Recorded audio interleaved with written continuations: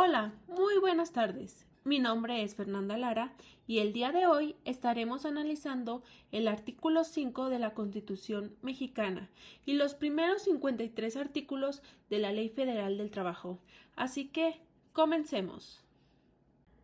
Bueno, primero, antes que comencemos a ver detalladamente los artículos, tenemos esta breve introducción que nos dice que el artículo de la Constitución mexicana nos habla de la libertad de trabajo, es decir, que todas las personas tienen derecho a dedicarse a la profesión o actividad que elijan, siempre y cuando sea esta legal. Pero por su parte, la Ley Federal del Trabajo, en sus artículos del 1 al 53, va a explicar las reglas básicas del trabajo en México, como es la igualdad, la jornada laboral, los descansos y el salario. Conocer estas normas es muy importante porque nos van a ayudar a entender cuáles son nuestros derechos, pero también qué obligaciones tenemos en el mundo laboral y cómo se busca lograr justicia y respeto en el trabajo. El objetivo de esta presentación es explicar de manera sencilla y clara qué significa la libertad de trabajo y cuáles son las reglas principales de la Ley Federal del Trabajo en sus primeros 53 artículos. Queremos que, al final, quede claro cómo estas leyes van a proteger a las personas que trabajan y cómo marcan límites justos para que exista un equilibrio entre trabajadores y empleadores. Al final de esta presentación haremos una retroalimentación con estas 4 preguntas. ¿Qué derechos laborales protege el artículo 5? ¿Qué principios establece la Ley Federal del Trabajo en sus primeros 53 artículos? ¿Cómo se relaciona la Constitución y la ley en la práctica? ¿Qué limitaciones o problemas pueden observarse en la aplicación? Estas preguntas son para saber si nos quedó claro este análisis que hicimos acerca de los primeros 53 artículos de la Ley Federal del Trabajo y del artículo 5 constitucional. Así que, comencemos. Bueno, para empezar, ¿sabías que en México nadie puede obligarte a tener un trabajo que no quieras y que incluso la Constitución protege tu derecho a elegir tu profesión? Eso es lo que veremos en el siguiente artículo, que es el 5 constitucional. Bueno, comencemos analizando el artículo número 5 de la Constitución. En este artículo se establece que toda persona es libre de dedicarse a la profesión, industria, comercio o trabajo que se le acomode siempre que sea lícito y no afecte derechos de terceros ni de la sociedad. Este artículo señala que nadie puede ser obligado a trabajar sin su consentimiento y sin recibir una justa retribución, prohibiendo exactamente la esclavitud, el trabajo forzado y los contratos que limiten la libertad de las personas. Asimismo, dispone que únicamente una autoridad competente puede restringir el ejercicio de un oficio o profesión, que en estas ciertas actividades por interés social se puede exigir título profesional para su práctica.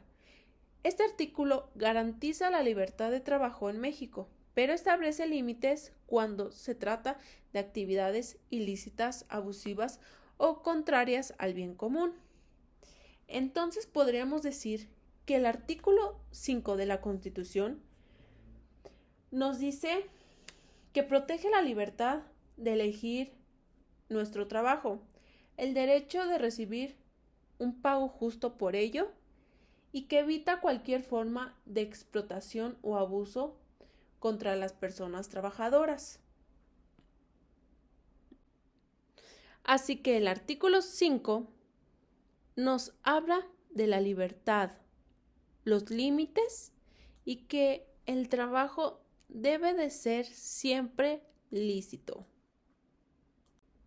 Bueno, chicos, ahora empezaremos a analizar lo que la Ley Federal del Trabajo nos dice.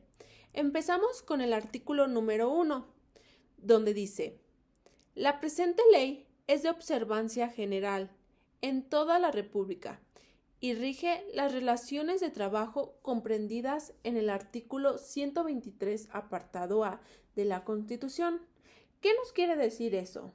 Bueno, primero, el artículo 123 constitucional del apartado A, que nos habla, ese artículo número 1, es el que establece los derechos laborales básicos, como es la jornada máxima de 8 horas, el salario digno, derecho a huelga, seguridad social, entre otros.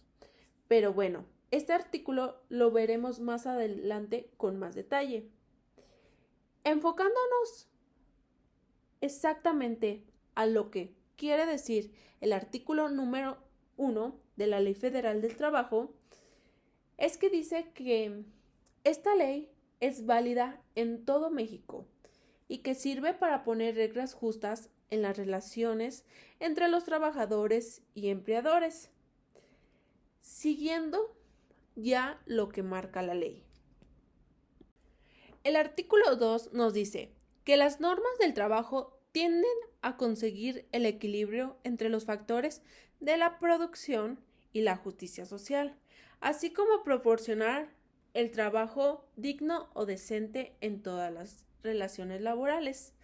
Bueno, hay que ir desglosando poco a poco este artículo. Ustedes dirían, ¿cuáles son los factores de producción? Bueno, en este caso nos referimos al empresario o al que suele contratar. Y cuando hablamos de justicia social, nos referimos en este caso al trabajador. Para que este artículo se cumpla, se debe proporcionar un trabajo digno o decente en todas las relaciones laborales. Bueno, vamos a desglosar qué es el trabajo digno o decente. Se refiere a que un empleo que no solo garantiza un salario justo, sino que también ese trabajo tiene que respetar tu dignidad humana, asegurándote una igualdad de oportunidades, una seguridad social, un ambiente laboral seguro y libre de discriminación. La dignidad humana es el valor que tienes simplemente por el hecho de existir. La igualdad sustantiva se refiere o se logra eliminando cualquier tipo de discriminación.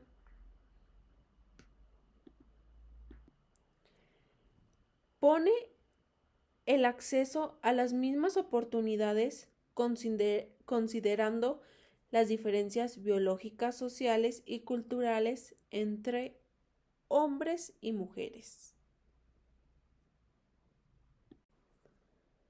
El artículo 3 nos dice que el trabajo es un derecho y un deber social, no es un artículo de comercio y exige respeto para las libertades y dignidad de quien lo presta, así como el reconocimiento a las diferencias entre hombres y mujeres para obtener su igualdad ante la ley. Debe efectuarse en condiciones que aseguren la vida digna y la salud para y los trabajadores y sus familias dependientes. No podrán establecerse condiciones que impliquen discriminación entre los trabajadores por motivos de origen étnico o nacional, de género, de edad, discapacidad, condición social, condiciones de salud, religión, condición migratoria, opiniones, preferencias sexuales, estado civil o cualquiera otra que atente contra la dignidad humana. No se considerarán discriminatorias las distinciones, exclusiones o preferencias que se sustenten en las calificaciones particulares que exija una labor determinada. Bueno, Pues este artículo nos dice que el trabajo es un derecho al que tenemos, pero también es un deber, que lo tenemos que hacer con respeto, dignidad e igualdad entre hombres y mujeres. En este artículo nos dicen que no nos pueden discriminar por raza, por nuestra edad, por sexo, por la religión, orientación sexual o alguna discapacidad. Pero también este artículo nos habla que si un empleo necesita ciertas habilidades o experiencias, no se tomará como un tipo de discriminación, sino que es necesario para obtener ese empleo contar con esas habilidades. Ahorita veremos un ejemplo para que nos quede un poco más claro a lo que se refiere este tercer artículo. Tenemos este ejemplo. Una empresa necesita contratar un chofer para manejar un camión de carga. La empresa está pidiendo como requisito que la persona que quiere el puesto cuente con una licencia de conducir vigente y experiencia en manejo de vehículos. Los requisitos que está pidiendo esta empresa no es ningún tipo de discriminación, porque son habilidades que se necesitan para este trabajo. Obviamente, si no sabes conducir un camión de carga, la empresa lo que quiere es evitar algún tipo de accidente a causa de ello. Entonces, por eso pide estos dos requisitos: que cuente con su licencia y que además cuente con una experiencia en manejo de ese tipo de vehículos. En el caso contrario, sería incorrecto si la empresa pusiera que no contratara mujeres ni personas mayores de 40 años. Eso sí sería discriminación, porque el género o la edad no determina si alguien pudiera manejar un camión siempre que cumpla con las habilidades requeridas, que en este caso sería la licencia de conducir y que tuviera experiencia en el manejo de vehículos grandes. Bueno, el artículo 3b nos dice que para efectos de esta ley se entiende por hostigamiento el ejercicio del poder en una relación de subordinación real de la víctima frente al agresor en un ámbito laboral, que se expresa en conductas verbales, físicas o ambas, y acoso sexual, una forma de violencia en la que, si bien no existe la subordinación, hay un ejercicio abusivo del poder que conlleva un estado de indefensión y de riesgo para la víctima, independientemente de que se realice en uno o varios eventos. Bueno, ustedes dirán, ¿qué diferencia hay entre el hostigamiento y el acoso? Bueno, en el hostigamiento es cuando una persona con autoridad o poder en nuestro trabajo, en este caso un jefe, molesta, amenaza o presiona a algún empleado, o en este caso pudiera ser a ti, a hacer algo que tú no quieres o obligarte a hacer algo con lo que no estás de acuerdo. Esto se puede llevar a cabo de manera verbal o físico. Entonces, para que exista un hostigamiento, siempre debe de haber una relación de subordinación. Y el acoso es donde no hay necesidad que haya una subordinación.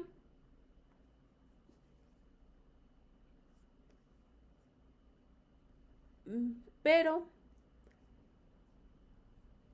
el ejercicio va a ser abusivo de poder. El acoso suele llevar a un estado de indefensión y riesgo para la víctima. Para que nos quede un poquito más claro en lo que es el acoso y el hostigamiento, tenemos unos ejemplos. En el hostigamiento pudiera ser cuando nuestro jefe nos grita y amenaza para que trabajemos más rápido o para que hagamos tareas que no nos corresponden. En el acoso, si un compañero de trabajo hace comentarios sexuales sobre la apariencia de nosotros, cuenta como un tipo de acoso, porque no tiene ninguna subordinación, estamos al mismo nivel, pero sigue siendo una manera de afectarnos. Así que en pocas palabras, en el hostigamiento hay una subordinación y abuso de poder, y en el acoso hay abuso de poder o de comportamiento sexual no deseado, aunque no haya ningún tipo de subordinación. Bueno, en el artículo 4, este artículo prácticamente nos dice que toda persona tiene derecho a trabajar en la profesión, industria o comercio que desee, siempre y cuando sea legal. Que nadie puede impedirnos trabajar a menos que una autoridad lo determine porque se están atacando los derechos a otra persona o se está afectando los derechos de la sociedad. Se atacan los derechos de tercero.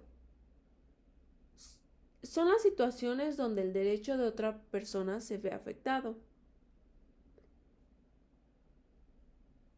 El inciso A nos habla de la sustitución de un trabajador en un juicio de reinstalación.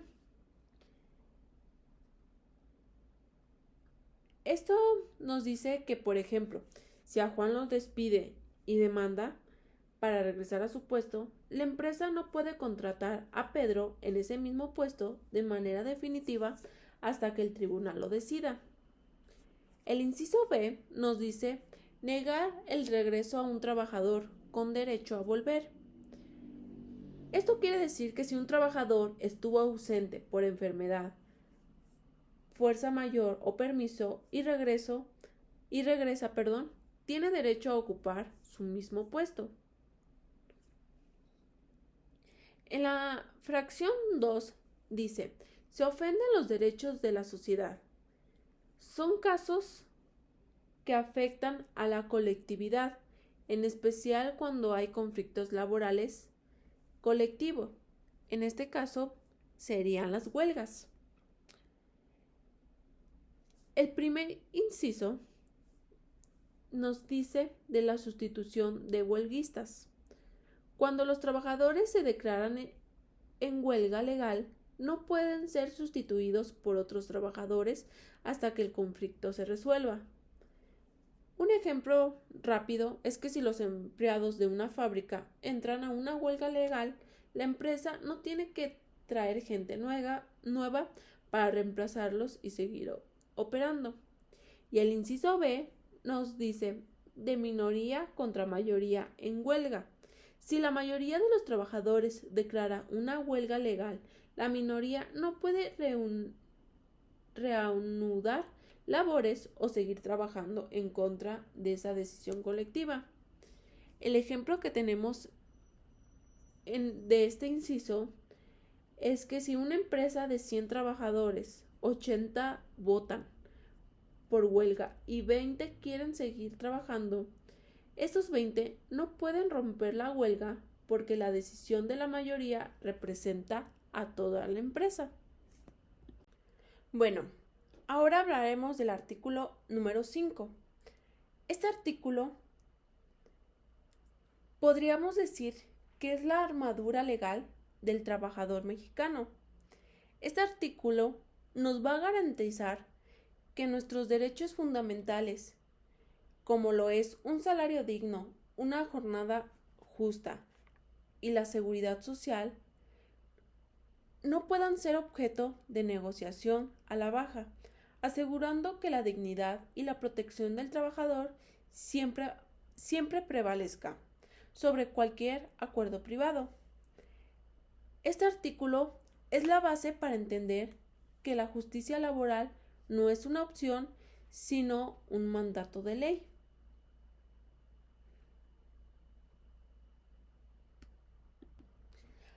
Así que este artículo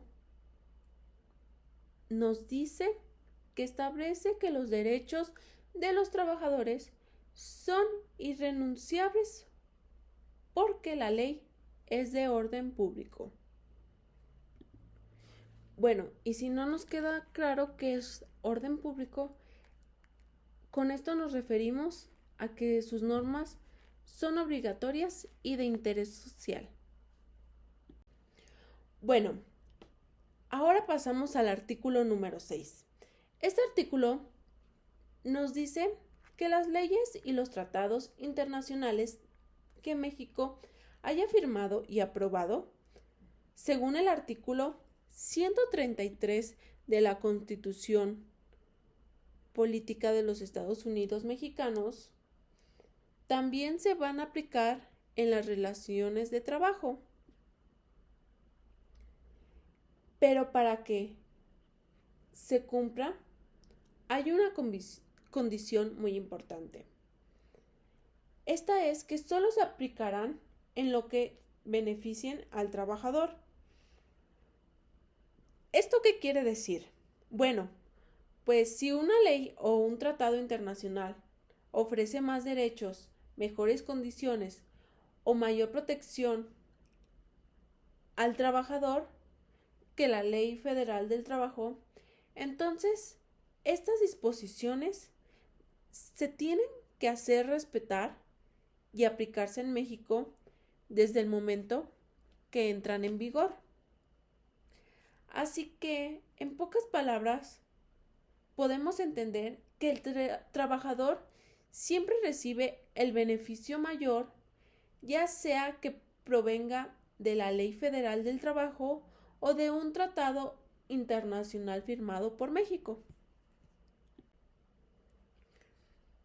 Este siguiente artículo podemos definirlo como es el artículo del derecho de preferencia a los mexicanos. ¿Por qué? Porque nos dice que toda empresa en México tiene que tener al menos el 90% de los trabajadores deben de ser mexicanos.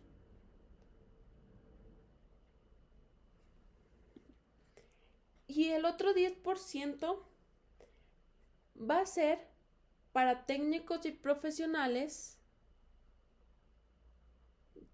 que también deben de ser mexicanos, pero a menos que no exista en el país una especialidad en el área que se necesita, en ese caso el patrón sí puede contratar extranjeros, pero solamente puede llegar a ser el 10% de los trabajadores de esa especialidad.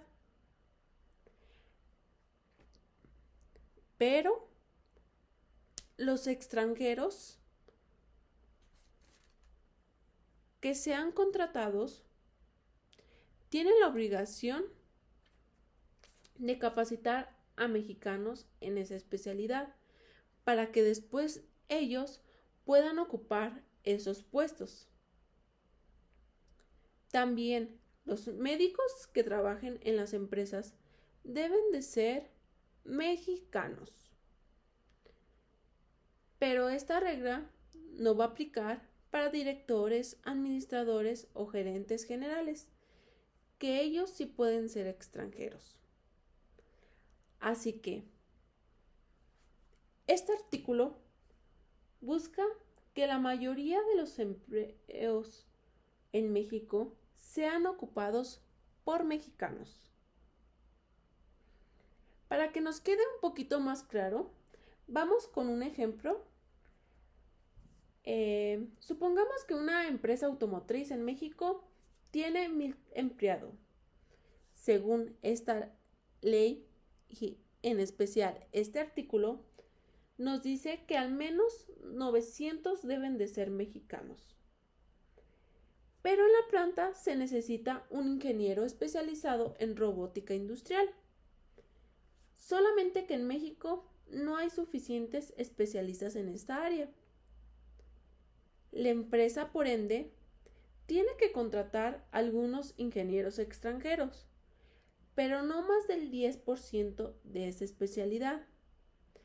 Además, esos ingenieros extranjeros tienen la obligación de capacitar a ingenieros mexicanos para que en el futuro ellos puedan ocupar ese puesto. Si la empresa contratara a un médico para atender a los trabajadores, ese médico debe de ser mexicano. Pero si la empresa tiene un director general extranjero, esto sí está permitido por la ley. Bueno, en el artículo 8 nos habla sobre lo que es trabajador. El trabajador es toda persona física que va a realizar un trabajo personal subordinado para otra persona o empresa. ¿Qué significa la subordinación? Pues esto significa que el trabajador está bajo las órdenes o instrucciones de alguien, que en este caso sería el patrón. Bueno, pero ¿qué es un trabajo? El trabajo se va a entender como toda actividad humana, ya sea intelectual, que sería usar tus conocimientos, pensar, analizar, o material, usar fuerza física o hacer tareas prácticas, sin importar el nivel de preparación técnica que se necesite. Bueno, en este artículo 9 vamos a establecer la regla fundamental para identificar a un trabajador de confianza. La categoría de confianza depende de la naturaleza de las funciones y no del nombre que se le ponga al puesto. A la ley no le importa si tu puesto se llama coordinador o director. Lo que importa es qué haces para la empresa. La ley considerará de confianza las funciones que se relacionen directamente con los intereses vitales de la empresa o del patrón. Así que, prácticamente en este artículo es un filtro que usa la ley para saber quién es realmente de confianza, basándose en la alta responsabilidad e impacto de sus funciones que desempeña. Para que nos quede un poco más claro, tenemos este ejemplo. Laura que es coordinadora, pero su trabajo principal es recibir todos los informes de la empresa y reportar directamente al gerente general. Aunque su puesto no diga confianza, en la práctica realiza funciones de confianza. Por otro lado, Pedro es llamado gerente, pero solo hace tareas de oficina rutinarias. No se le considera trabajador de confianza porque sus funciones no lo son. Artículo 10. En este artículo nos define lo que es patrón. Patrón va a ser la persona física o moral que utiliza los servicios de uno o varios trabajadores. Así que prácticamente patrón es la persona física o moral quien contrata y quien va a supervisar a los trabajadores que tiene bajo su mando. El artículo 11 nos dice que los directores, administradores, gerentes y demás personas que ejerzan funciones de dirección o administración en la empresa o establecimiento serán considerados representantes del patrón y que en tal concepto lo obligan en sus relaciones con los trabajadores. ¿Qué significa esto? Bueno, pues esto quiere decir que cualquier decisión o acción que tomen en su rol de dirección obliga legalmente al patrón en sus relaciones con los trabajadores. Así que si un gerente decide otorgar un aumento, dar un permiso o incluso sancionar a un trabajador, esta acción que está tomando el gerente van a ser responsabilidad del patrón, porque esa persona actúa como su representante. Bueno, el artículo 12 nos habla sobre la provisión de subcontratación. Dice que no se permite que una persona o empresa ponga a disposición sus trabajadores para que otra empresa los use. Es decir, una empresa no puede prestar empleados de su plantilla a otra para que ésta última se beneficie de su trabajo. Las excepciones permitidas son las agencias de empleo o intermediarios que sí pueden participar en procesos como es el reclutamiento de personal, la selección, el entrenamiento o la capacitación. Pero, sin embargo, estas agencias no serán consideradas patrones. El patrón seguirá siendo quien realmente se va a beneficiar de los servicios de los trabajadores. Así que este artículo nos dice que el trabajador debe tener un vínculo directo con la empresa que se beneficie de su trabajo, aunque las agencias pueden ayudar a reclutarlo o a capacitarlo. Este artículo protege al trabajador de contratos abusivos y asegura que siempre haya un patrón responsable. Bueno, en el artículo 12 nos decía que no se permitía la subcontratación. Pero ahora, en este artículo 13, nos dice que sí se permite la subcontratación, pero solamente de servicios especializados o de ejecución de obras especializadas. Bueno, vamos por partes. ¿Qué son los servicios especializados o obras especializadas?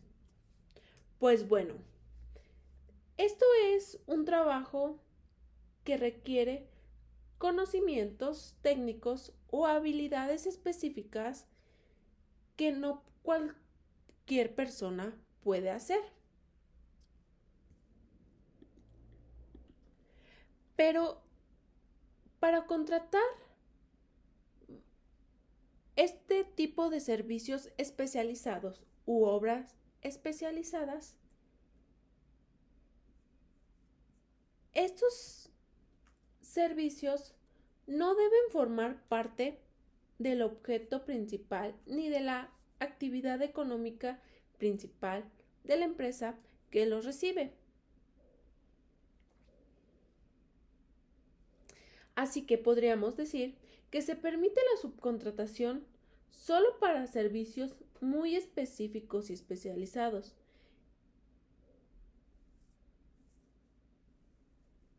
Por ejemplo, si una empresa de fabricación de autos necesita servicios de limpieza industrial de alta especialización, puede contratar a una empresa especializada en la limpieza industrial, porque no es la actividad principal de esa empresa.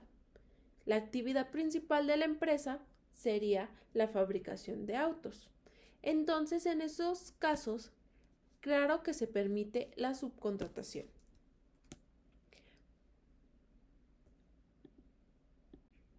Pero bueno, ahora el artículo 14 nos dice que busca que la subcontratación sea clara, documentada y responsable, protegiendo a los trabajadores y obligando a la empresa beneficiaria a vigilar que se cumplan sus derechos. La subcontratación debe de tener un contrato por escrito obligatorio. En este contrato se debe de especificar el objeto de los servicios u obras, el número aproximado de trabajadores que van a participar y la responsabilidad solidaria. Esto quiere decir que si la empresa que subcontrata usa los servicios de otra empresa contratista que no cumple con sus obligaciones hacia los trabajadores, en este caso como pago, seguridad social y prestaciones, la empresa beneficiaria también será responsable de estos trabajadores.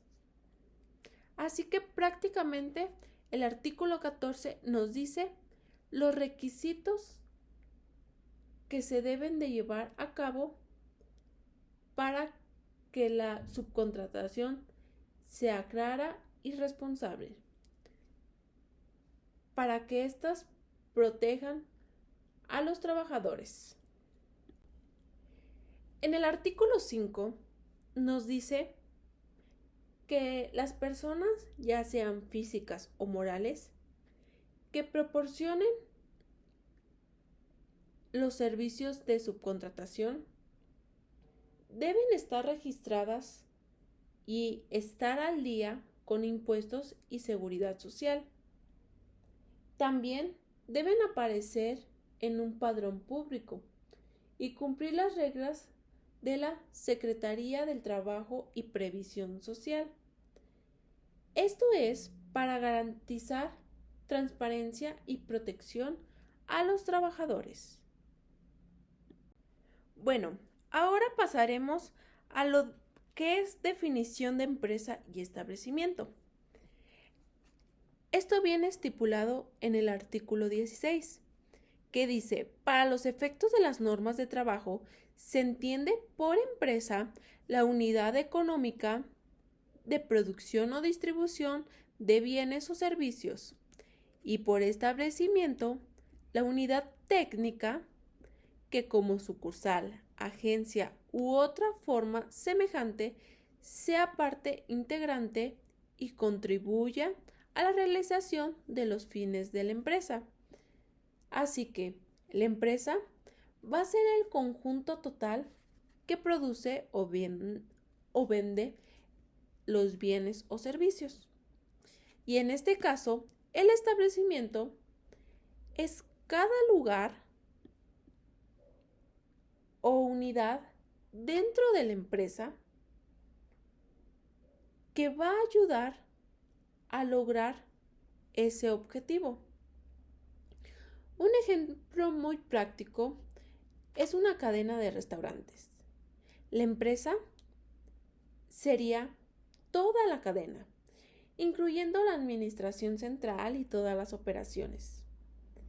Pero en este caso, cada restaurante individual es un establecimiento. ¿Por qué? Porque es una unidad que contribuye a los fines de la empresa, que en este caso es servir comida y generar ganancias. El artículo 17 nos habla que si la ley o la constitución no dicen algo claramente, se va a buscar la respuesta usando otras cosas que ya existen. Leyes de casos parecidos, principios de justicia y derecho, decisiones anteriores de tribunales, costumbres aceptadas en el trabajo, lo que sea justo y razonable. Así que, cuando no hay una regla clara, se aplica lo que sea justo y correcto, usando leyes, principios, decisiones pasadas o costumbre. Así que, imaginemos que un trabajador hace home office por primera vez en una empresa. La ley no dice exactamente cuántas horas debe trabajar ni cómo se organiza su descanso. Para decidir qué es justo, se puede hacer lo siguiente: ver casos similares de otros tipos de trabajo remotos, aplicar principios de justicia y derecho. El trabajador no puede ser explotado. Y mirar lo que se hace normalmente en otras empresas, que en este caso sería la costumbre. Aplicar la equidad. Esto nos va a decir dar un trato justo tanto al trabajador como al patrón. El resultado que vamos a obtener será que se fije una jornada y descansos justos y equilibrados, aunque la ley no lo diga explícitamente. El artículo 18, en la interpretación de las normas de trabajo, se tomarán en consideración sus finalidades señaladas en los artículos 2 y 3. En caso de duda, prevalecerá la interpretación más favorable al trabajador. En resumen, nos dice que la ley protege al trabajador, así que si algo no está claro, siempre se va a decidir a su favor.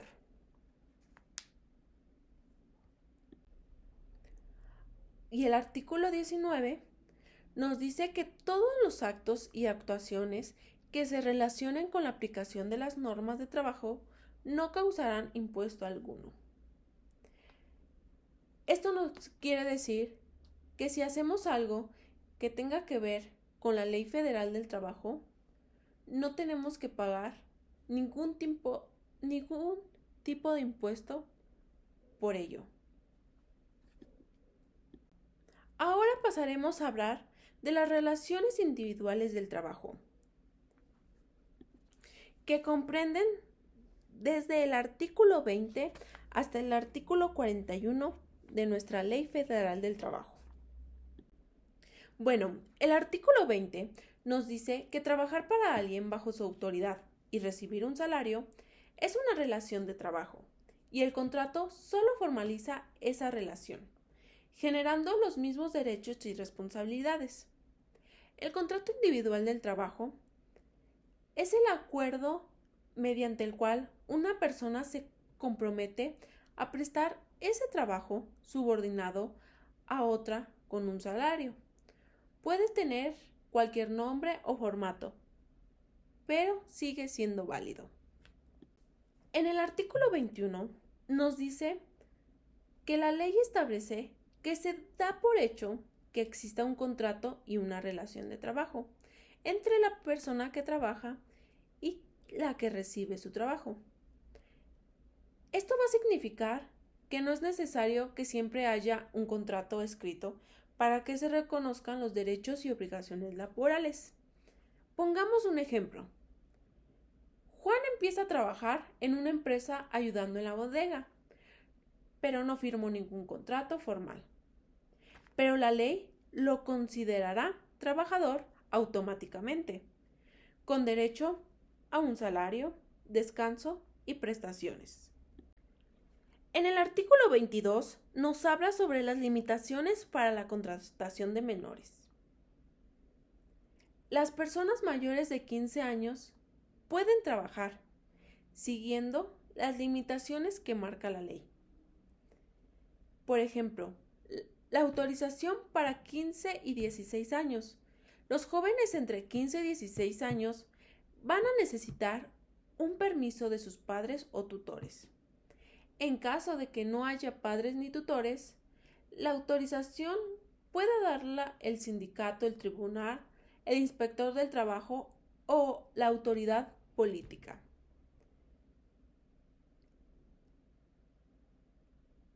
Derechos de los menores trabajadores, aunque sean jóvenes, deben de recibir su salario y tienen derecho a hacer valer sus derechos laborales. Así que, en resumen, este artículo 22 nos habla de los adolescentes que puedan trabajar desde los 15 años, pero con ciertas autorizaciones y siempre con derecho a un salario y protección legal. Bueno, en el artículo 22 que vimos, nos hablaba de las limitaciones para la contratación de menores. En este artículo 22 bis nos dice la prohibición de contratación de menores. En este artículo nos dice que para menores de 15 años queda prohibido que trabajen. Así que nadie menor a esa edad puede trabajar. La limitación para adolescentes de 15 a 18 años es que no pueden trabajar si no han terminado la educación básica obligatoria. Así que menores de 15 años tienen prohibido trabajar. Entre 15 y 18 pueden trabajar siempre y cuando hayan terminado la educación básica o en caso que exista algún permiso especial que asegure que el trabajo que realizan no está afectando sus estudios. Ahora, el artículo 23 nos dice el cese de labores del menor de 15 años que esté trabajando fuera del círculo familiar. Primero, ¿qué significa cese? Es cuando una persona deja de trabajar en una empresa. Así que, menores de 15 años no pueden trabajar fuera de su familia. En caso de que lleguen a hacerlo, las autoridades laborales ordenan que se suspenda inmediatamente. El patrón recibirá una sanción legal. Si el menor trabaja y no recibió un salario justo, el patrón debe pagar la diferencia. Para los menores de 18 años en el círculo familiar, no pueden realizar ningún tipo de actividad peligrosa que lleguen a afectar su salud, seguridad, moralidad o derechos, ni que impidan su desarrollo integral. Así que, este artículo nos dice que menores de 15 años prohibido trabajar fuera de casa y para menores de 18 no pueden hacer trabajos peligrosos dentro de la familia. Trabajo familiar de autoconsumo es permitido si se respeta su educación y derechos. Aquí tenemos algunos ejemplos para que nos quede aún más claro. Luis tiene 14 años. Ayuda en la tienda del vecino. En este caso, está prohibido, la autoridad lo detiene y sanciona al dueño. Ana, de 17 años, ayuda a su familia en el campo. Es permitido, siempre que no afecte su salud ni que deje de estudiar. Pedro tiene 16 años. Hace trabajo peligroso en el taller de su padre. Queda prohibido. Aunque ya tiene edad para realizar un trabajo, no lo puede hacer porque pone en peligro su seguridad o su desarrollo integral. Ahora hablaremos de las condiciones de trabajo por escrito. Para esto, el artículo 24 nos dice que las condiciones de trabajo deben de hacerse constar por escrito. Cuando no existan contratos colectivos aplicables, se harán 2 ejemplares, por lo menos, de los cuales quedará uno en poder de cada parte. Así que este artículo nos dice que tanto el trabajador como el patrón deben tener un documento escrito donde va a indicar las condiciones de trabajo para que ambos sepan cuáles son sus derechos y obligaciones que tienen en esta relación del trabajo.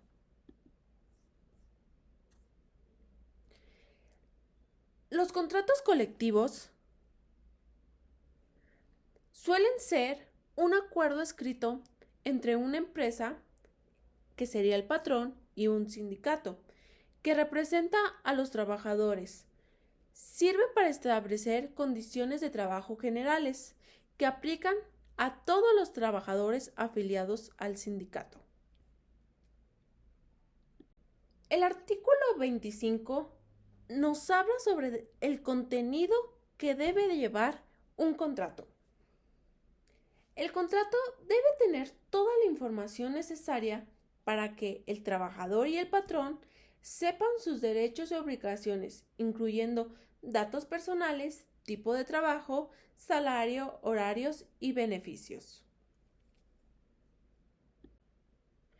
El artículo 26 nos habla sobre la falta de contrato de trabajo. Esto quiere decir que si no se hace el contrato o documento escrito que indique las condiciones de trabajo, como lo dice el artículo 24 y 25 que ya vimos, esto no quiere decir que el trabajador pierda sus derechos. Todas las obligaciones y beneficios que le corresponden por su trabajo siguen siendo válidos. La responsabilidad de que no haya o no esté el documento es del patrón, no del trabajador. Entonces, esto quiere decir que no importa que no haya un contrato por escrito. El trabajador va a seguir teniendo todos sus derechos y la culpa de no tener el documento va a ser del patrón. En el artículo 27 nos habla sobre la obligación del trabajador a realizar el trabajo. Este artículo nos dice que si el contrato no se especifica el trabajo exacto que debemos de realizar, entonces el trabajador debe realizar un trabajo compatible con sus capacidades, aptitudes y condición física. Además, este trabajo debe ser del mismo giro o tipo de la empresa o establecimiento. Así que, si no se indica claramente qué trabajo se debe desempeñar, el trabajador hará tareas que puede realizar y que estén siempre relacionadas con la actividad de la empresa. Un ejemplo muy sencillo sería: Pedro entra a trabajar en una panadería, pero su contrato no decía exactamente qué hará. Pedro puede hacerse cargo de tareas que pueda realizar y que sean propias de la panadería, como por ejemplo amasar, hornear o empacar pan. Pero no se le va a poder pedir algo fuera de sus capacidades o que no tenga relación con la panadería. como por ejemplo manejar las finanzas de otra empresa. El artículo 28 nos habla sobre las normas a observar por la prestación de servicios de trabajadores fuera de la República. Este artículo nos dice que si un mexicano trabaja fuera de México, el contrato debe de estar por escrito y detallar salario, vivienda, salud y repatriación. Bueno, repatriación, porque es una palabra media confusa, significa simplemente volver a esa persona a su país de origen. Todas estas condiciones deben aprobarse en el Centro Federal de Conciliación y Registro Laboral para garantizar que el trabajador tenga una protección legal y todos sus derechos cubiertos.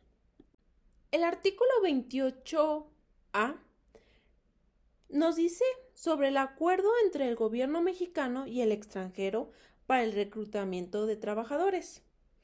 Este artículo va a regular que trabajadores mexicanos que son contratados desde México para trabajar en el extranjero mediante acuerdos entre gobiernos.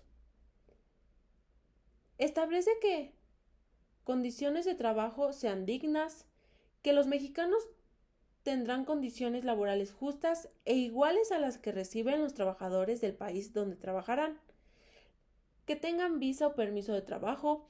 Al expedir la visa, la autoridad consular sabe que existe una relación laboral entre el trabajador y el patrón, repatriación, vivienda y prestaciones. Así que, si un mexicano trabaja en otro país mediante un acuerdo entre gobiernos,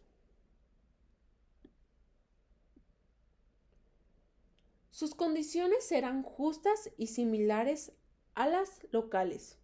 Su contrato y visa garantizarán la relación laboral. Habrá reglas claras sobre vivienda, repatriación y seguridad social. Puede acudir a las autoridades si sus derechos se ven afectados.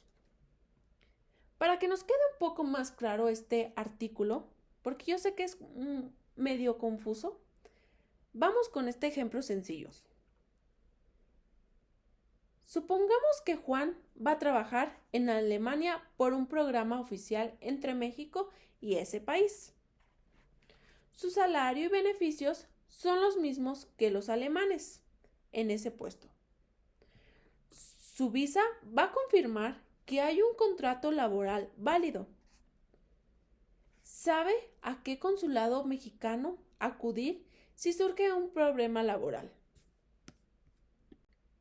El artículo 28b nos habla sobre las normas para el reclutamiento y selección de trabajador mexicano para un empleo en el exterior. Prácticamente, este artículo nos dice que si un mexicano trabaja en el extranjero por medio de una agencia privada, la agencia debe de estar autorizada y garantizar condiciones dignas y reales. Debe informar al trabajador sobre protección consular y derechos legales. Si hay engaño, la agencia paga la repatriación. Otro ejemplo que tenemos por aquí es, supongamos que Pedro quiere trabajar en Canadá a través de una agencia mexicana. La agencia va a revisar que el salario y vivienda sean correctos. Le debe de informar dónde están los consulados mexicanos. Si le prometen un trabajo que no existe, la agencia tiene que pagarle el regreso a México. Ahora, el artículo 29 nos dice sobre la prohibición de trabajo de menores fuera de la República. Los menores de 18 años no pueden trabajar en el extranjero, pero pueden trabajar salvo que tengan habilidades o formación especial que lo justifique. En este caso, serían técnicos, profesionales, artistas, deportistas. Literalmente que se trate de trabajadores especializados. Como por ejemplo, supongamos que Ana tiene 16 años y es una cantante. Va a poder viajar al extranjero para presentaciones porque es una artista especializada. Y en otro caso, Luis tiene 17 años y no tiene ninguna habilidad especial. Así que, por ende, él no puede trabajar fuera de México. Ahora, este artículo nos habla sobre la prestación de servicios en lugar distinto de la residencia del trabajador. Esto nos dice que si un trabajador presta servicios dentro de México, pero en un lugar distinto a su residencia habitual y a más de 100 kilómetros de distancia, se aplicarán ciertas reglas similares a las del trabajo en el extranjero. Así que, trabajar lejos de tu ciudad, siempre y cuando sea mayor a 100 kilómetros, se van a aplicar reglas de protección similares a las del trabajo internacional para cuidar al trabajador. Por ejemplo, Juan vive en León y va a trabajar temporalmente en Guadalajara, que son más de 100 kilómetros. Su empleador debe garantizarle condiciones de trabajo claras, posiblemente vivienda y alimentación, similar a lo que se haría si trabajara en el extranjero. En este artículo 31 hablaremos sobre las obligaciones de los contratos y las relaciones de trabajo. Los contratos y relaciones de trabajo van a obligar a cumplir lo que se encuentra expresamente escrito. Deben de respetar las normas laborales, la buena fe y la equidad. Entonces, lo que se acuerde en el contrato debe de cumplirse y siempre dentro de lo que permite la ley. Este siempre debe siendo justo y honesto tanto para el trabajador como el patrón. Así que, supongamos que Ana acuerda trabajar 8 horas diarias por 10,000 pesos al mes. Ambos deben cumplir exactamente eso, pero además respetar la ley, como es el salario mínimo, sus descansos, vacaciones. Prácticamente ser justos y honestos en cualquier situación que no esté escrita en el contrato. Pero ahora, el artículo 32 nos habla sobre el incumplimiento de las normas de trabajo. Este artículo nos dice que si el trabajador incumple con alguna norma laboral, solo se le puede responsabilidad civilmente. ¿A qué se refiere esto? Que a lo mejor solamente podría pagar daños o indemnizaciones, pero nunca se le va a poder coaccionar o castigar físicamente. Así que el trabajador solo responde legal y económicamente. No se le va a poder amenazar ni castigar físicamente por no cumplir alguna norma laboral. Para que nos quede un poco más claro este artículo, vamos a suponer que Juan rompe un equipo por descuido en su empresa, donde está laborando. A Juan solo se le va a poder exigir que pague o repare el daño que causó. Pero nunca se le va a poder encerrar, amenazar o golpear por ese motivo. Ahora pasaremos a un artículo sumamente importante de esta ley, ya que el artículo 33 nos habla sobre la irrenunciabilidad a los derechos de los trabajadores. Este artículo nos dice que el trabajador siempre conservará sus derechos salariales y prestaciones,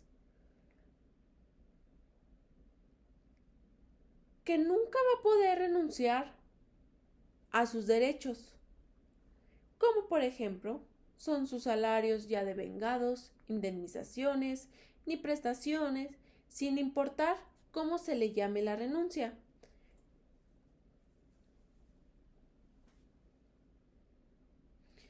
Los convenios siempre deben de ser claros, por escritos y aprobados por autoridades y no pueden eliminar derechos del trabajador. Supongamos que Ana recibe un pago por su liquidación. No puede firmar un documento donde renuncie a su salario pendiente o vacaciones. En el convenio se debe explicar claramente lo que se le paga y por qué. Si lo hace sin supervisión del centro de conciliación, puede pedir que se le anule la parte que renuncia a sus derechos, pero lo demás sigue vigente. El artículo 34 nos habla sobre las normas para los convenios entre los sindicatos y patrones. En este artículo nos dice que los acuerdos entre sindicatos y patrones van a proteger los derechos ya adquiridos, no van a afectar a trabajadores específicos y cualquier reducción de trabajo debe de hacerse de forma legal y justa. Ahora pasaremos a la duración de las relaciones del trabajo, que esto abarca del artículo 35 al artículo 41 de la Ley Federal del Trabajo.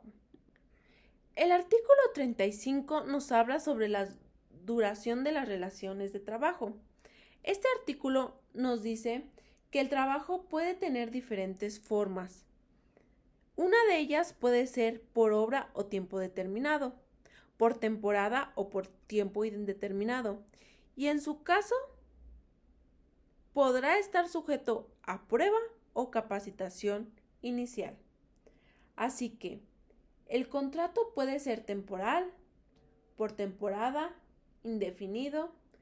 Siempre puede haber prueba o capacitación al inicio. Si no se especifica, se entiende que es por tiempo indefinido. El artículo 36 nos dice sobre el señalamiento de una obra determinada. Esto quiere decir que solo se puede contratar a un trabajador por obra determinada si la naturaleza del trabajo lo requiere.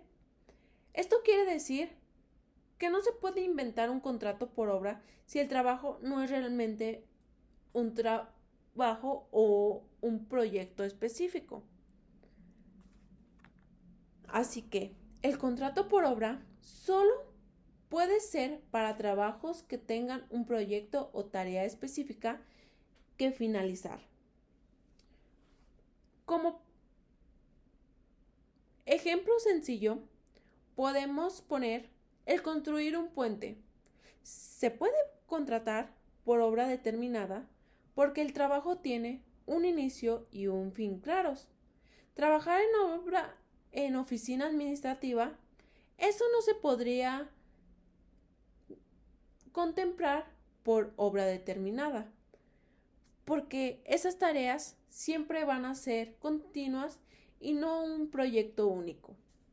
Bueno, ahora, el artículo 37 nos habla sobre el señalamiento de un tiempo determinado. Esto quiere decir que solo se puede contratar a un trabajador por tiempo determinado en casos específicos. El primero es cuando por naturaleza del trabajo. Esto quiere decir que cuando el tiempo del trabajo tiene un tiempo definido o limitado para sustituirle temporalmente a otro trabajador. Por ejemplo, alguien reemplazará a un trabajador de licencia, vacaciones o enfermedad. Así que el contrato por tiempo determinado, solo si el trabajo tiene tiempo limitado, es para reemplazar a alguien o según lo que permita la ley. Así que, supongamos que Marta es contratada por 6 meses para un proyecto de marketing. Cumpliría con el primer caso. Luis reemplaza a Pedro mientras está de licencia. Igualmente, se cumple el segundo caso. Ahora pasaremos al artículo número 38, donde nos habla de las relaciones de trabajo en la explotación de minas. Este artículo habla de trabajo en minería.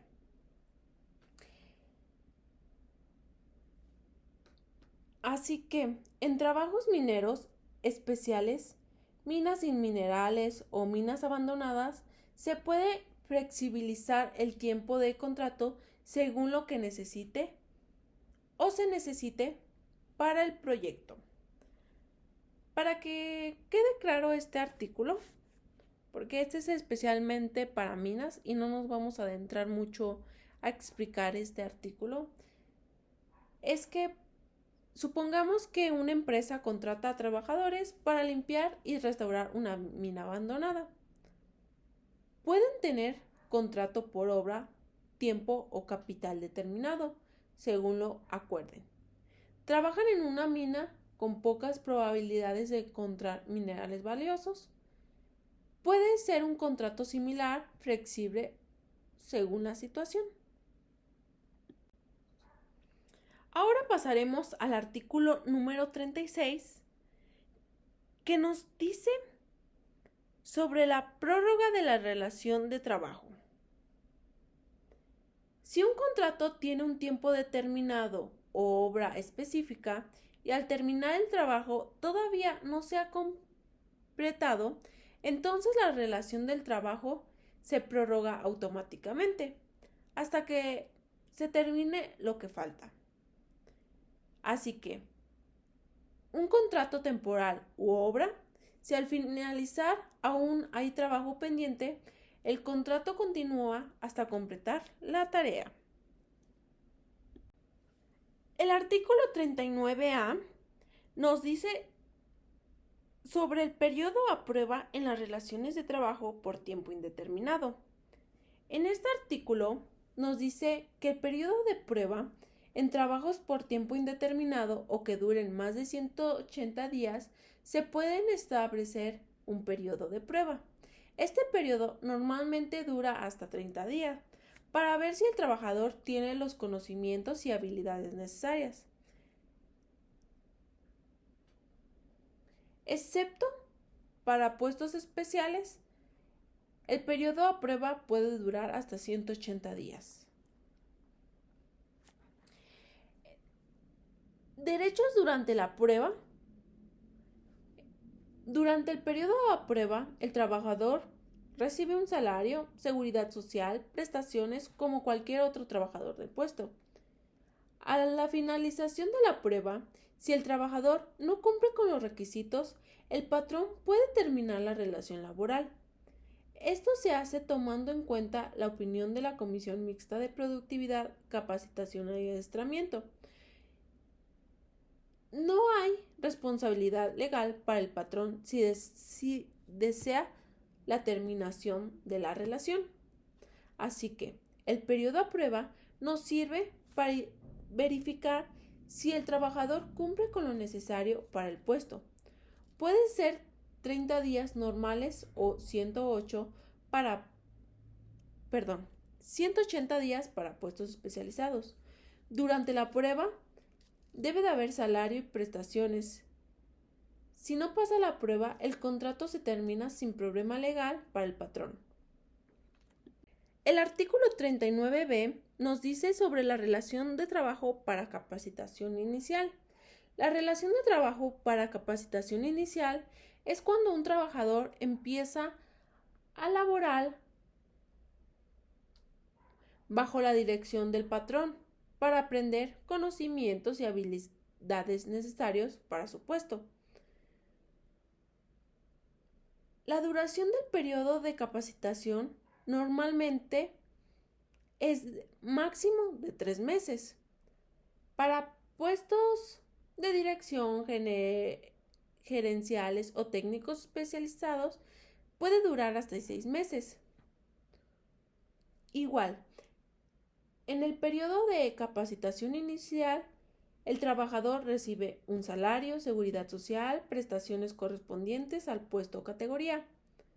A la finalización de la capacitación, si el trabajador no demuestra competencia al final del periodo, el patrón puede terminar la relación laboral.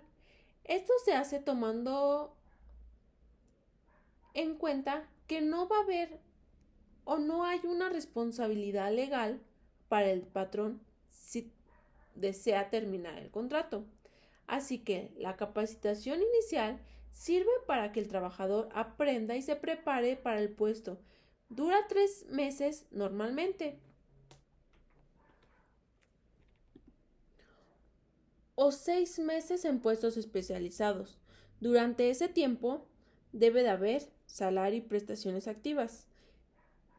Si no pasa la capacitación, fin del contrato sin problemas legales. Ahora, el artículo 39C nos habla sobre la constancia escrita de la relación de trabajo con periodos a prueba o de capacitación inicial.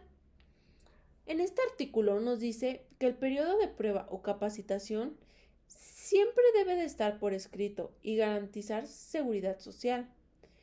En caso que no llegue a estar escrito, el trabajo se va a considerar indefinido y sus derechos siguen vigentes. Supongamos que Pedro empieza a trabajar con periodo de prueba de 30 días. Si hay un contrato escrito, su periodo de prueba válido y seguridad social garantizada. Si no hay contrato escrito, su trabajo se considera indefinido y sigue teniendo seguridad social y prestaciones. El artículo 39D nos habla sobre los periodos a prueba y de capacitación inicial son improrrogables. Esto nos dice que los periodos a prueba o de capacitación simplemente son solo una vez y sin prórroga. No se pueden usar repetidamente ni para otros puestos dentro de la misma empresa. Este artículo protege los derechos y seguridad social del trabajador. Así que, supongamos que Ana entra a trabajar a la empresa Patito como asistente. Tuvo un periodo de prueba de 30 días. Después de 6 meses, asciende a supervisora. Pero no puede tener otro periodo de prueba o de capacitación para el nuevo puesto. Esto va a asegurar que sus derechos de seguridad social continúen sin ninguna interrupción. En el artículo 39E nos habla sobre la subsistencia del trabajo cuando concluyan los periodos de prueba o capacitación. Cuando termina el periodo a prueba o de capacitación inicial, el trabajador sigue en la empresa, su contrato se va a considerar por tiempo indeterminado. El tiempo que duró la prueba o la capacitación también se cuenta para calcular su antigüedad. Así que este artículo nos habla que el periodo de prueba o de capacitación, cuando finalice eso, si sigue trabajando, su contrato pasa a indefinido. Además, el tiempo en el que duró su periodo de prueba o de capacitación inicial se suma para su antigüedad y beneficios asociados. Así que, si Pedro tiene un periodo de prueba de 30 días y pasa la evaluación, ahora su contrato es indefinido. Esos 30 días de prueba que tuvo Pedro se van a contar para su antigüedad, lo que afectará vacaciones, prima de antigüedad, etc. Y por último, para terminar todas las fracciones de este artículo 39, veremos el artículo 39F, que nos habla sobre las relaciones de trabajo para labores discontinuas o de temporada. Este artículo nos dice que las relaciones por tiempo indeterminado, por regla general, esos contratos van a ser continuos. Esto quiere decir que el trabajador va a laborar de manera regular y constante. Excepción para las labores continuas. Se va a poder pactar que sean discontinuas cuando el trabajo sea de temporada, cuando no se requiera prestación de servicio todos los días, semanas o meses. Los derechos con labores discontinuas van a tener los mismos derechos y obligaciones que los trabajadores por tiempo indeterminado. Sus derechos se calculan en proporción al tiempo que trabajen. Supongamos que Juan trabaja en una empresa de helados, solo en verano. María trabaja en un editorial, solo cuando hay publicaciones de revistas. Ambos son trabajadores por tiempo indeterminado, pero con labores discontinuas. Sus vacaciones, salarios y prestaciones se van a calcular según el tiempo trabajado. El artículo 40 nos habla sobre la duración máxima de las prestaciones de servicio. Este artículo nos dice que los trabajadores nunca van a estar obligados a trabajar más de un año en una sola relación laboral. Esto significa que un contrato o un acuerdo no se puede imponer una obligación laboral mayor a 12 meses. Así que, si Pedro firma un contrato hoy, no se le puede obligar a trabajar más de 12 meses bajo ese contrato. Después de un año, si la empresa quiere que siga, debe de hacerse un nuevo contrato o acuerdo. En el artículo 41 hablaremos sobre las normas en la sustitución del patrón. La sustitución del patrón ocurre cuando una empresa o negocio cambia de dueño.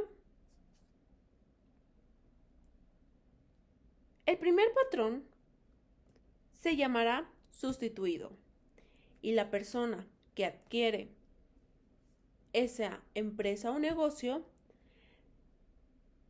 la llamaremos patrón sustituyente. Ese nombre lo llevará en todo el proceso en la compra de la empresa o negocio. Esta sustitución de patrón no afectará en nada las relaciones de trabajo.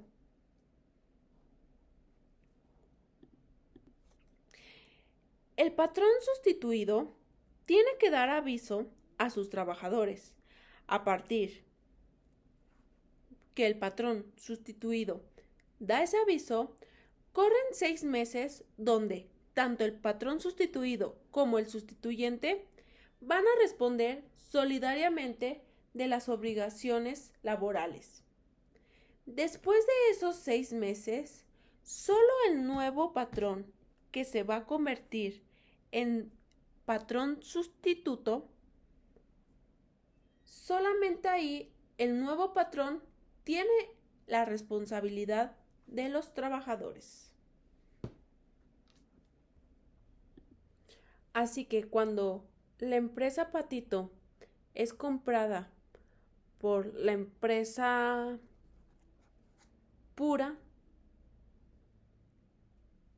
Juan, que trabaja en la empresa, va a seguir con el mismo contrato y salario. La empresa Patito y la empresa Pura van a ser responsables de pagos pendientes por 6 meses. Después de esos 6 meses, solo la empresa Pura va a responder ante los trabajadores. También veremos la suspensión de los efectos de las relaciones de trabajo, que este tema abarca del artículo 42 al artículo 45. El artículo 42 nos habla sobre la suspensión de los efectos de las relaciones de trabajo. En este artículo habla de situaciones en las que el trabajador no tiene que trabajar y el patrón no tiene que pagar salario, sin que nadie tenga responsabilidad. Son suspensiones temporales de obligaciones, es decir, son pausas legales en el trabajo y el salario. Principales causas. Puede ser una enfermedad contagiosa del trabajador, una incapacidad temporal por accidente o enfermedad, siempre y cuando, hay que recalcar esto, que no sea riesgo de trabajo. Prisión preventiva con sentencia absoluta. Si actuó defendiendo al patrón, éste debe de pagar salario perdido, arresto del trabajador, cumplimiento de servicios o cargos públicos que indica la Constitución, ser representante de los trabajadores ante organismos oficiales, falta de documentos necesarios para trabajar, si es culpa del trabajador, fin de la temporada de trabajo para trabajadores temporales, licencia especial según la ley del Seguro Social. Así que, en resumen, este artículo nos dice que hay situaciones donde el trabajador no trabaja y el patrón no paga. Y esto sí es legal. Son temporalmente suspendidas las obligaciones de ambos sin ningún tipo de penalización. Así que, por ejemplo, supongamos que Luis se enferma con gripa muy contagiosa. No trabaja y no pierde su empleo. Ana estaba contratada por la temporada de verano. Cuando termina la temporada no trabaja y no se paga un salario hasta nueva temporada.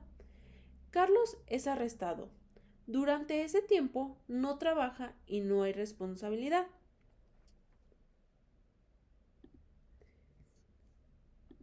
Y el artículo 42 bis nos habla de la suspensión de labores cuando se emita declaratoria de contingencia sanitaria.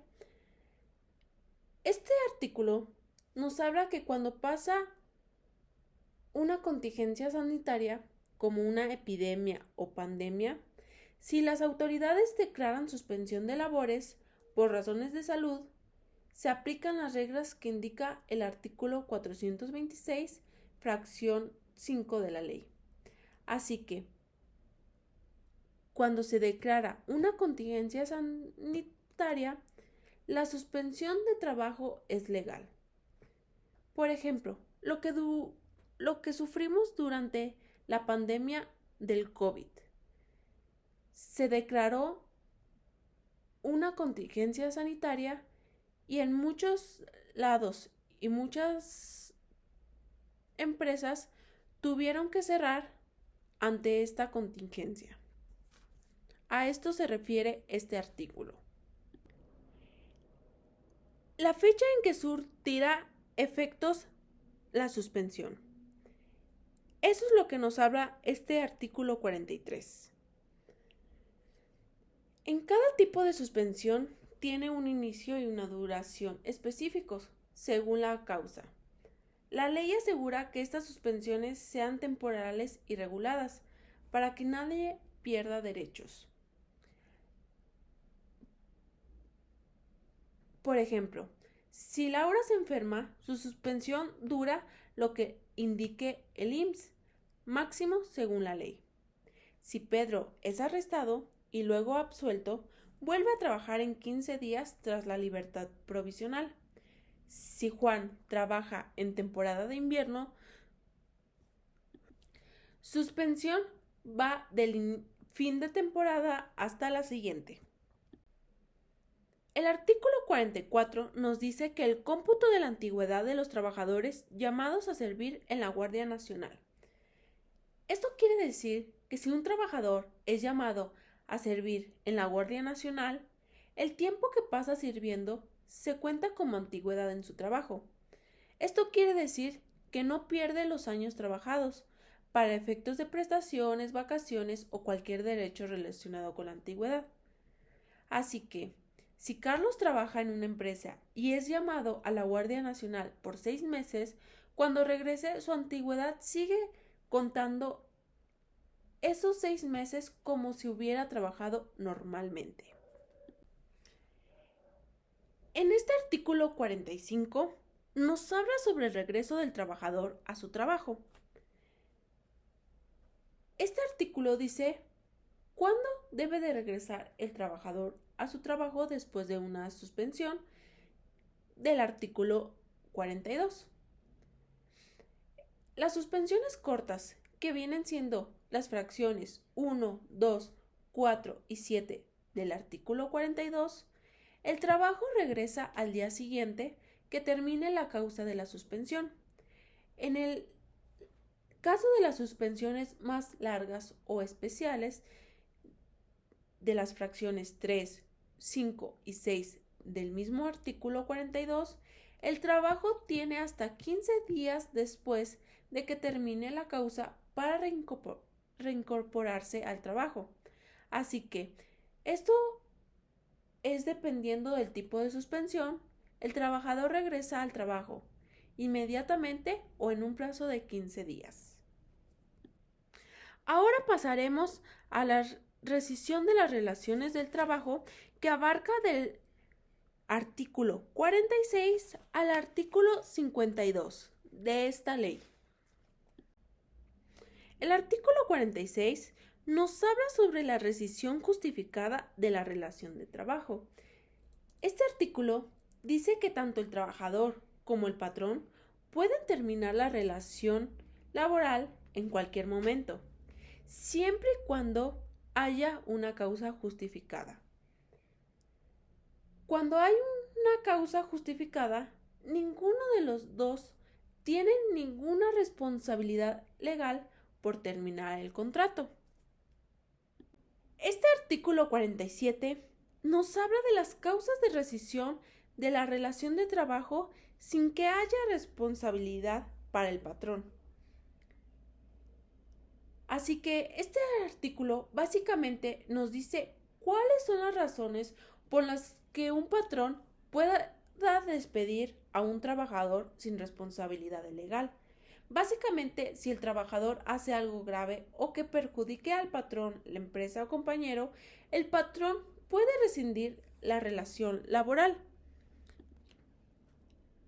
Algunas causas importantes son engañar al patrón con documentación falsa o información falsa, falta de honradez, violencia o malos tratos hacia el patrón y su familia o compañeros, causar daños materiales intencionalmente o por negligencia grave, poner en peligro la seguridad del establecimiento o de las personas, cometer actos de hostigamiento o acoso sexual, revelar secretos de la empresa.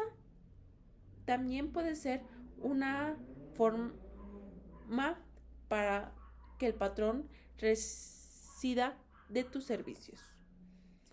Faltar al trabajo más de 3 veces en 30 días sin justificación.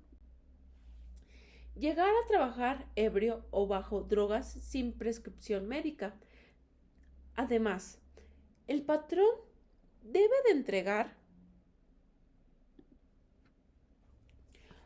por escrito al trabajador indicándole claramente la causa del despido y la fecha de los hechos. Si no se entrega el aviso, se presumirá que el despido no fue justificado, salvo que pruebe lo contrario. Para dejar más en claro este artículo, ya que es un poco largo, vamos a poner un ejemplo. Supongamos que un trabajador roba herramienta de la empresa. En ese caso, el patrón puede despedirlo inmediatamente sin pagar una indemnización, pero debe de avisarle por escrito, indicándole la causa del despido y la fecha que ocurrieron esos hechos. Si otro trabajador llegara borracho todos los días, igualmente el patrón puede rescindir su contrato sin ningún tipo de responsabilidad legal. El artículo 48 nos habla sobre la opción que tiene el trabajador de solicitar una reinstalación o una indemnización.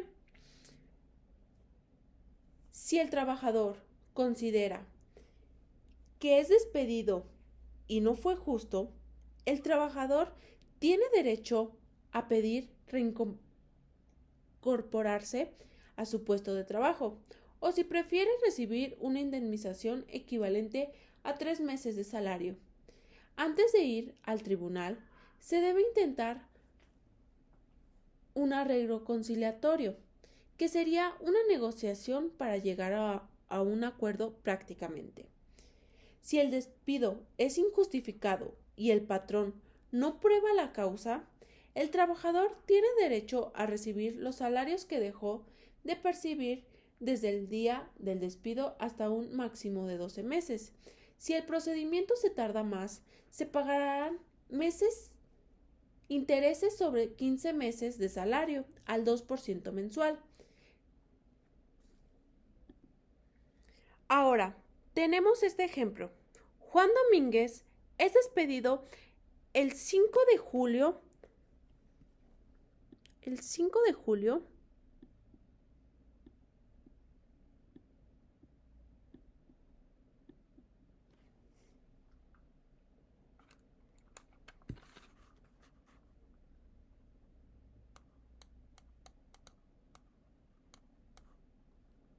del 2022, percibiendo ese día un salario de 9,200 pesos semanales. Es el caso que el día de hoy, 5 de septiembre,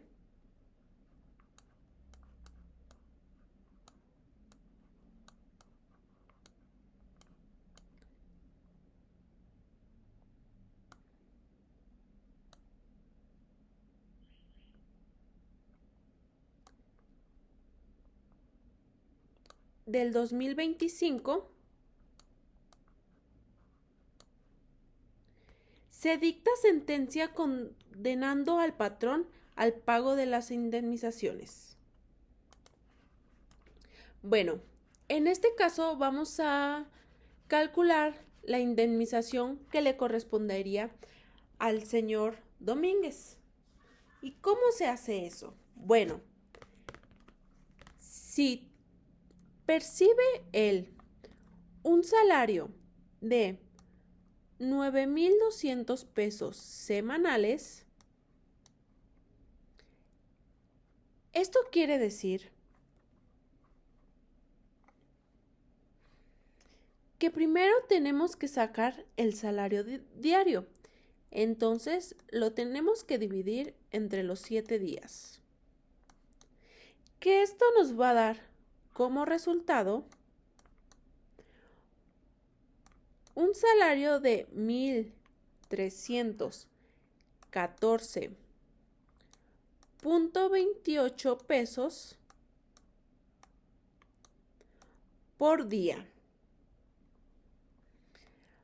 Para sacar la indemnización constitucional, el salario diario lo tenemos que multiplicar por los 90 días, que son 3 meses que marca por default la ley. Esto nos va a dar un total de 125,2 pesos. Eso es lo que va a recibir de indemnización constitucional.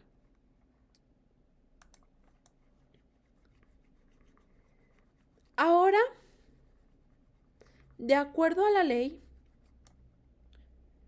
como el juicio duró más de 12 meses, hay que sacar los salarios caídos que tuvo el señor Domínguez. Entonces, hay que multiplicar los 1314.28, que es su salario diario, por los 365 días del año, que marca la ley, que serían los 12 meses. Esto nos da un total de 479.712.2 pesos. Esto es lo que el señor Domínguez va a recibir de salarios caídos. Pero la ley dice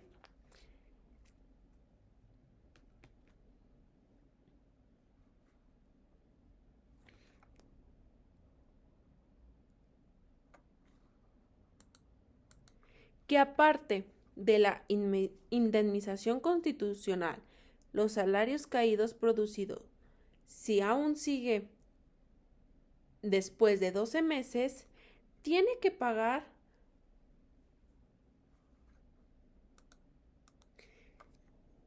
intereses sobre 15 meses de salario. Entonces, para saber cuánto gana al mes el señor Domínguez, hay que multiplicar los 1314.28 por 30 para saber cuánto gana por mes, que esto nos da un total de 39.428. Ay, discúlpenme.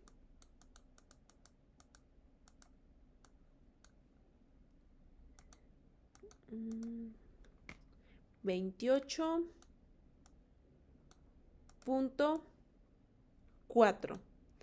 Este salario es lo que percibe el señor Domínguez en un mes. Entonces, hay que multiplicar los 39.428.4 por 15, que son los 15 meses de salario de intereses que marca la ley. Esto nos va a dar un total de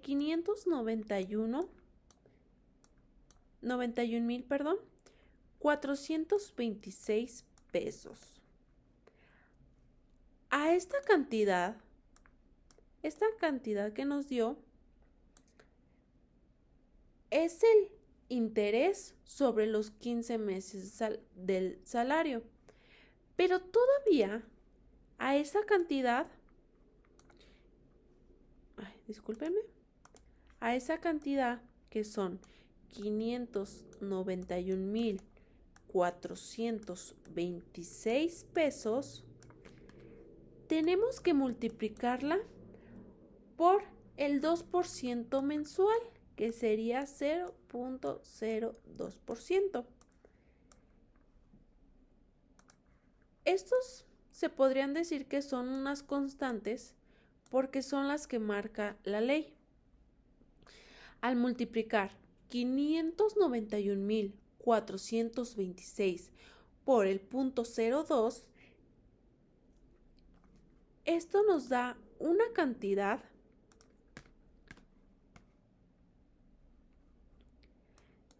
de 11.828.52.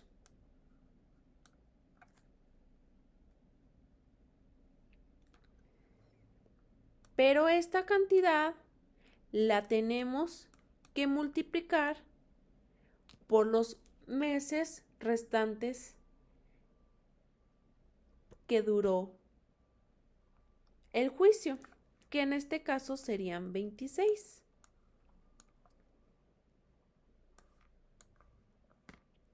Y esto nos da una cantidad de 307.541.52.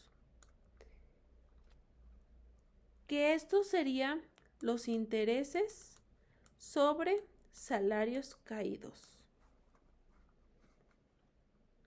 Sumando la indemnización constitucional, los salarios caídos y los intereses sobre salarios caídos, el patrón de Juan Domínguez tiene que pagarle una indemnización de 905.538.92. Esto es lo que le corresponde al señor Juan Domínguez. Ahora pasaremos al artículo 51. Las causas de rescisión de la relación de trabajo, pero ahora sin responsabilidad para el trabajador. El artículo 51 establece las razones por las que tú, como trabajador, puedes renunciar a tu trabajo y aún así tener derecho a que te paguen tu liquidación completa, como si te hubieran despedido injustificadamente, pero sin ser tu culpa. Igual que en el artículo 47, aquí también hay causas de rescisión de la relación del trabajo sin responsabilidad para el trabajador. En este caso,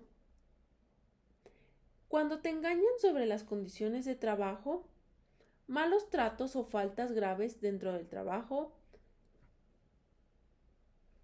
no te pagan a tiempo o en el lugar acordado, dañan maliciosamente tus herramientas, peligro para tu salud o seguridad, ponen en riesgo la seguridad por descuido, exigen cosas que atentan contra tu dignidad.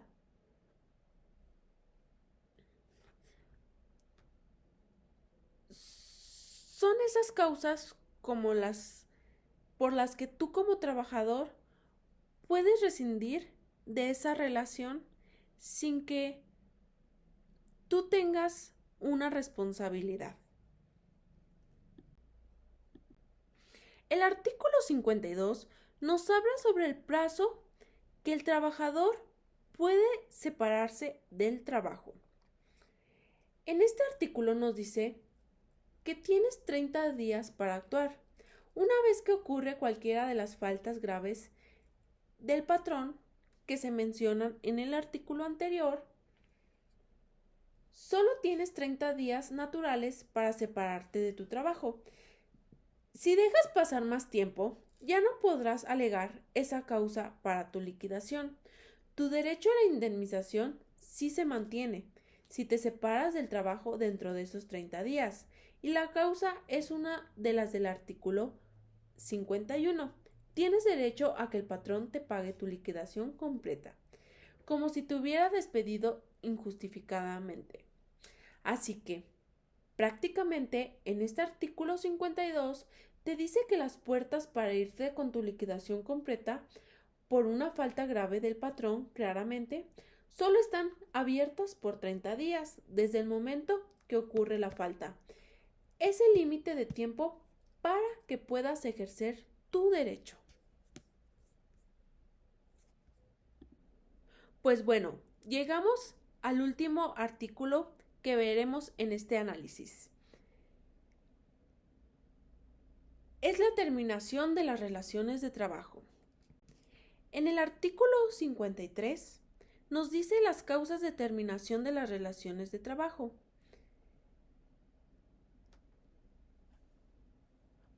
En este artículo establece los motivos legítimos o neutrales para poner fin a una relación de trabajo. Desde el fin de la relación no se debe a un despido injustificado como del artículo 47, ni a una renuncia justificada por culpa del patrón, que viene siendo el artículo 51. Estas causas pueden ser por un acuerdo mutuo, una muerte del trabajador, se acaba el motivo por el que se contrató, una incapacidad o inhabilidad del trabajador. Casos del artículo 434, que es una terminación colectiva. Cualquiera de estos tipos de terminación van a ser por una terminación natural, porque se tiene que acabar sí o sí. Pues bueno, ahora tenemos un análisis crítico de todo lo que vimos durante esta presentación. El artículo 5 de la Constitución dice que todas las personas tienen derecho a trabajar en lo que quieran, siempre que sea un trabajo legal. Nadie puede obligarlas a hacer un trabajo que no deseen ni impedirles dedicarse a la profesión u oficio que elijan. La Ley Federal del Trabajo toma este derecho y lo explica con más detalle en sus primeros artículos. Habla de temas muy importantes como que no debe de haber discriminación, que los niños no deben de trabajar, que los trabajadores deben de recibir un pago justo, tener jornadas de trabajo con un límite, derecho a un descanso, seguridad en el lugar donde trabajan y oportunidades de aprender más para mejorar. Así que, en pocas palabras, la Constitución da la idea general. Tienes derecho a trabajar libremente. Y la Ley Federal del Trabajo dice cómo debe de cumplirse para que los trabajadores estén protegidos. El problema es que muchas veces en la vida real estas reglas no se cumplen como deberían. Hay empresas que no pagan lo justo, hacen que la gente trabaje más horas de las permitidas o no dan seguro social. Eso muestra que aún falta que las leyes se respeten más. Ahora contestaremos las preguntas que habíamos dicho en un inicio. Para retroalimentar toda la información que vimos de estos artículos. La primera pregunta nos dice, ¿qué derechos laborales protege el artículo 5? Bueno, pues los derechos laborales que protege el artículo 5 es el derecho a elegir en qué trabajar, que nadie va a ser obligado a trabajar en contra de su voluntad, que el trabajo sea legal y que no cause daño a otras personas ni a la sociedad. Ahora, la segunda pregunta nos dice, ¿qué principios establece la Ley Federal del Trabajo en sus primeros 53 artículos? Pues prácticamente los principios que esta ley establece es la igualdad y el respeto entre trabajadores, la no discriminación, que los niños no trabajen, que las mujeres y los jóvenes tengan protección especial, que haya un pago justo, un salario digno, que las jornadas con límite de horas y derecho a un descanso, que haya una seguridad en el trabajo y que tengamos el derecho a aprender y a seguirnos capacitándonos.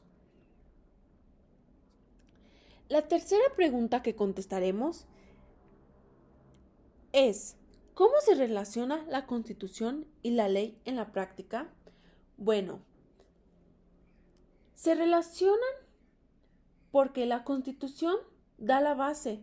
Todos tienen derecho a trabajar en lo que quieran, pero la Ley Federal del Trabajo explica las reglas para que ese derecho se pueda cumplir. Así que la Constitución dice el derecho y la Ley Federal del Trabajo lo organiza en la vida diaria. Y por último, ¿qué limitaciones o problemas pueden observarse en la aplicación?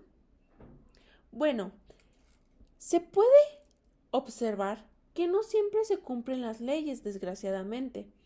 Hay personas que trabajan más de lo permitido o con salarios muy bajos, que es algo que no debería de ocurrir. Falta de supervisión por parte de las autoridades. Y la realidad que no siempre es igual a lo que dicen las leyes. Mi conclusión es que en los artículos del 1 al 53 de esta Ley Federal del Trabajo, junto con el artículo 5 constitucional, nos muestran que el trabajo en México es un derecho y también una obligación regulada para proteger tanto al trabajador como al patrón. Estos artículos establecen las bases más importantes: la libertad de elegir un oficio o profesión, las condiciones dignas de trabajo, la igualdad de derechos sin importar edad, sexo o nacionalidad, y la garantía de un salario justo. También dejan claro que la ley siempre prevalece sobre cualquier acuerdo que intente quitar derechos al trabajador. Así que, en pocas palabras, estas disposiciones buscan un equilibrio justo en las relaciones laborales y asegurar que el trabajo se realice en condiciones humanas y respetuosas. Les agradezco infinitamente que se hayan quedado a este análisis del artículo 5 constitucional y de los primeros 53 artículos de la Ley Federal del Trabajo. Gracias, hasta luego.